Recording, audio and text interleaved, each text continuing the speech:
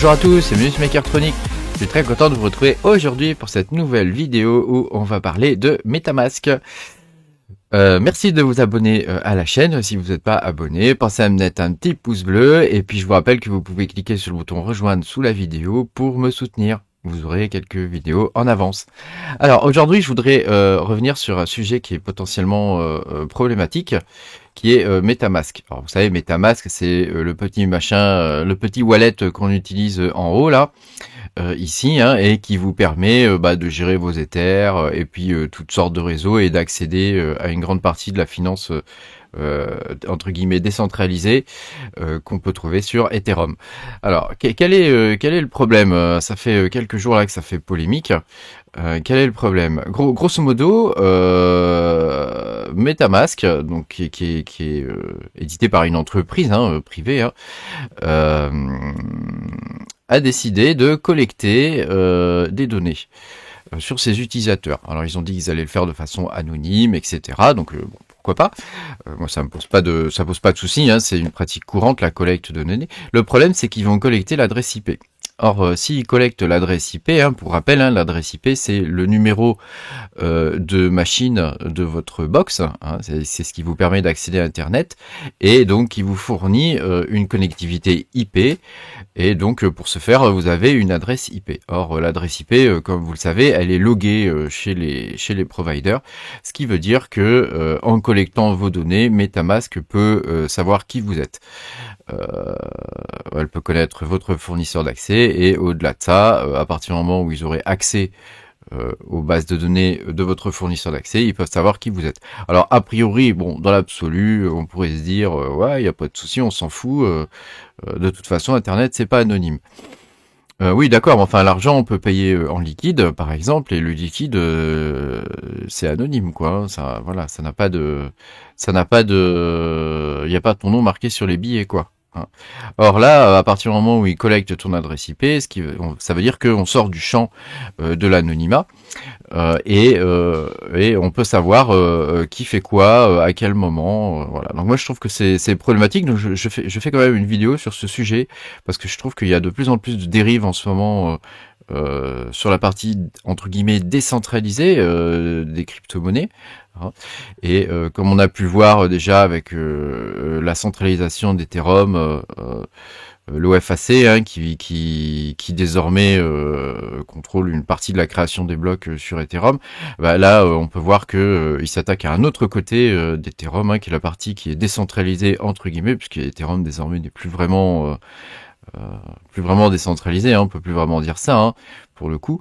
Et voilà, donc je remets encore une nouvelle fois un warning, à partir du moment où un coin ou un outil que vous utilisez, il est détenu par une entreprise ou par une fondation, et non pas par des développeurs, ou que ça n'a pas été créé par une communauté, même si c'est créé par une communauté de mineurs, par exemple, ça veut dire que il peut y avoir possiblement problème, et on peut le voir là avec MetaMask, puisque à partir du moment où il collecte votre adresse IP, moi je considère que c'est prendre en traître les gens, sachant que avec MetaMask on peut faire beaucoup de choses. On a déjà vu dans le passé des gens se faire bloquer leur accès à MetaMask, donc moi je pense que ça peut devenir problématique, et il faut pas croire qu'en utilisant MetaMask, pour le coup vous utilisez le web décentralisé, etc. Pas du tout en vrai, pas du tout. Vous utilisez des services qui sont en théorie décentralisés, mais pour rappel, les vrais services qui sont décentralisés habituellement ce sont des services qui peuvent être lents, comme voire maintenant il y a des nouvelles blockchains un peu plus rapides qui arrivent, même beaucoup plus rapides qui arrivent, mais par exemple Bitcoin est décentralisé. Voilà. Après on peut toujours arguer que Bitcoin désormais le minage est tellement industriel que quelque part il est centralisé. Bon, enfin de toute façon je veux dire si c'était le cas, n'importe qui peut miner du Bitcoin avec un processeur, ça peut toujours se faire, je veux dire, c'est pas, voilà.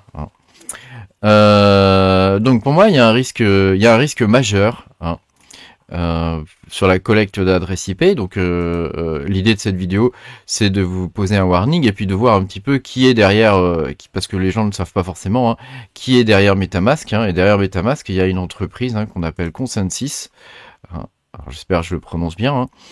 Hein, qui est une entreprise qui a été enfin, voilà, qui gère et qui développe MetaMask. Hein. Voilà. Et qui on trouve derrière ConsenSys, hein, parce que vous savez, derrière les entreprises, hein, on trouve toujours différents acteurs. Hein. On trouve le World Economic Forum. Alors bon, je vais pas rentrer dans la polémique. Hein, je vais pas rentrer dans la polémique. Qu'est-ce que c'est que le World Economic Forum? Hein, faites vos propres recherches. Hein, voyez qui est à la tête de ce genre de choses. Voilà. Enfin, voilà. Sachez cela dit que on voit bien que après la mainmise hein, d'Ethereum, hein, on voit que ça se poursuit. Hein. Ça se poursuit et que MetaMask est désormais impacté aussi. Hein, le verre est dans la pomme, comme on dit. Hein, voilà. Donc ça, c'est un petit billet d'humeur, hein, mais c'est simplement pour prévenir que faites attention à ce que vous faites. Hein. Faites attention à ce que vous faites parce que ça peut possiblement poser problème. Hein, voilà. Il existe d'autres navigateurs hein, qui existent, hein, d'autres wallets pardon qui existent, hein, qui fonctionnent dans le navigateur. Hein. Par exemple, il y a XDeFi, hein, voilà, et puis il y en a d'autres, hein, Rainbow, Coinbase Wallet. Bon, Coinbase Wallet, je vous invite à pas trop, pas trop l'utiliser. Il y a un Rabi, hein, voilà. Mais dans l'idéal, faites toujours attention à ce que il n'y ait pas une entreprise ou une fondation derrière, hein, parce qu'à partir du moment où il y a une entreprise ou une fondation, la politique peut changer, hein, et on le voit de plus en plus, hein, malheureusement. Hein. C'est comme quand on commence à miner un coin, hein. Faut faire attention à différents paramètres, hein, comme le pré-mine ou ce genre de choses. Hein. Quand on commence à miner un coin et qu'il y a 30% ou 60% de la supply qui est déjà en pré-mine, je veux dire, ça sert à rien d'y aller, quoi. C'est inutile. C'est vraiment inutile. Donc voilà, c'était juste un petit billet d'humeur pour vous dire ça. Merci beaucoup d'avoir suivi cette vidéo. Pensez dans les commentaires à me dire ce que vous pensez, vous, de tout ça, hein, parce que c'est notre avis qui compte au final. Hein, et c'est ce que nous faisons en tant qu'utilisateurs, hein, qui compte au fin fond de la chose, quoi. Hein. Voilà. Merci de me liker la vidéo si vous avez aimé cette vidéo et puis je vous dis à bientôt hein, pour de nouvelles aventures. Salut!